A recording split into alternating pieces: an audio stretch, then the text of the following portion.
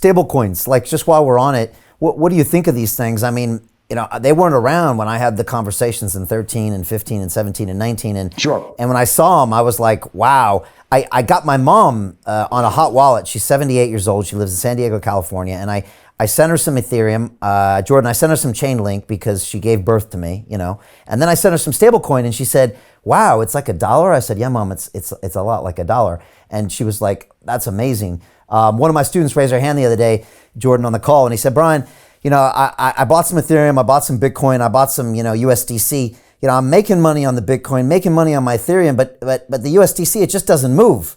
What's going on here? And so everybody laughed, but it was interesting to highlight how useful something stable can be. What do you think the future are of stable coins? And will the government end up grabbing one? Well, I think stable coins are a necessity in this world because it's, but interestingly enough, they're stable but pegged to the dollar. I mean, so as stable as the dollar is, they're pegged to that, right? I first noticed the utility of stable coins when I was traveling in Argentina. My wife's Argentinian. It's impossible to do business there in their own currency because of inflation and there's different prices for the currency. It's all manipulated by the government to the point where it makes it unusable. And you can't send people dollars there because the government clips 30% of it. So everyone's using stable coins and it's incredibly effective. It's instant. It's amazing. And I was like, wow, this stuff really, really has an incredible use case.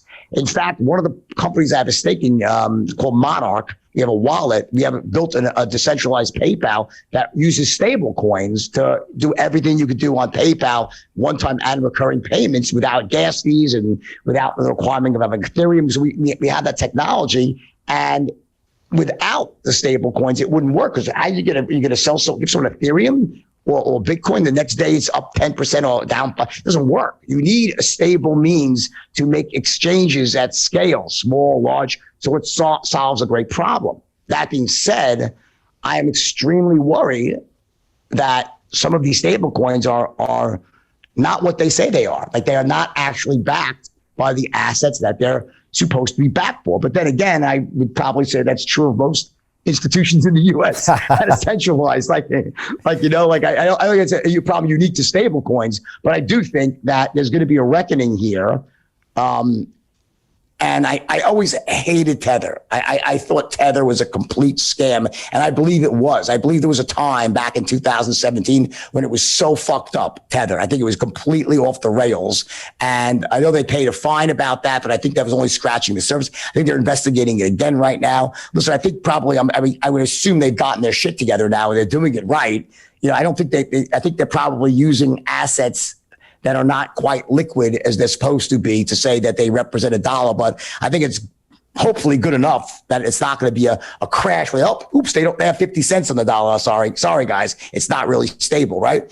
But the other ones, USDC and USDT, I mean, listen, they're necessary. I have a lot of money in stable coins because it's easy if I don't want to be using, let's say I have a few $1 million that I'm going to be investing around, it's just cheaper to keep them in stable coins. So then I can deploy it as I want without worrying about where it might be at any moment. So I always have some reserve in stable coins that I keep. Lastly, that's completely different than a centralized digital currency of the US or the digital yuan. That's an entirely different thing.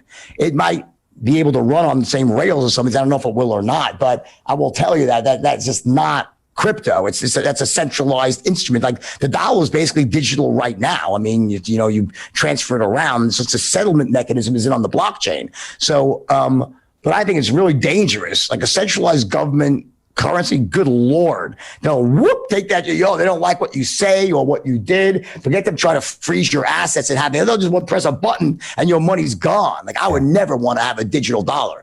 Yeah, we're hearing horror stories of the digital yuan, and it's like that. It's like you get the money, but you can only spend it on this, this, and this as long as you behave like this. And then it's like... And they know exactly where that gives them full clarity into everything. It's just, that's it, Yeah, and, we fought hard for, freedom of speech, but if you don't have financial freedom, you don't even have the right for freedom of speech because you got no money. So it is the ultimate way to control the people, and you could argue that's what fiat currency does, and I might ask you about that. I had Jeremy Allaire, the founder of Circle, on the show a couple months ago, and they founded USDC. And it was interesting, Jordan, because he said, look, every time we mint one USDC, we go buy a US Treasury security, not corporate paper, actual Treasury security, and it's held and they audit it and it's the perfect version. He said, look, Tether, it's not that way, but he said some people want it that way. They want a stable coin where the US government doesn't control it or look at it. And then we see these algo stable coins like Terra Luna becoming very popular. Okay, 19, 20% yields. It's algorithmic. It comes more risks to it, but also there's more yields.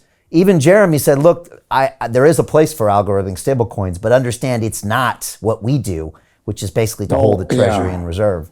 Like OHM, you know, so let's get into more the DeFi. Yeah.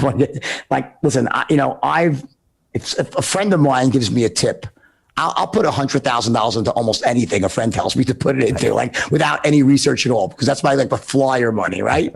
So I lose a lot like that, but I learn and then sometimes I make a fortune on those investments by the because I have a very good network. But on the tip of a friend who I trusted, I put money into something called OHM, which you probably invested in yourself, I would guess. I know it. But then another one called Klima, where I literally put 150,000 and it went from $2,000 to $12, right? Like the biggest scam rug pull joke ever, right?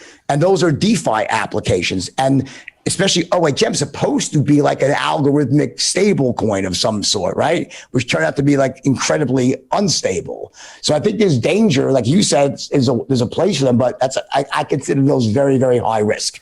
And I wouldn't even look at them the way, stable coins are stable. It's not a semi-stable coin. It's like either it's stable or it's not. You know? Yeah, and I remember, Cuban got involved with that Iron Finance. And the thing about a stable coin is it's stable until it's not. And then it usually goes to zero. And I always tell my students, just because it says USDC or T, it doesn't mean it's a US dollar. If you have a dollar in your bank account, it's got an FDIC guarantee, right, from the federal government. That's very different than having USDT. Yeah, exactly. I'll give you another example. There's another application out there called Titano. I don't know if you've heard of it. No, I haven't actually. So it's another one of these flyers I took, right? Except this one, I actually made like 10 times my money on it. It's still going. But again, you never know you just never know when it's at any moment. So you got to go into those things. Like if you put money into those applications, you have to be prepared to lose every single dollar that you put in. You have to be prepared. That's my philosophy.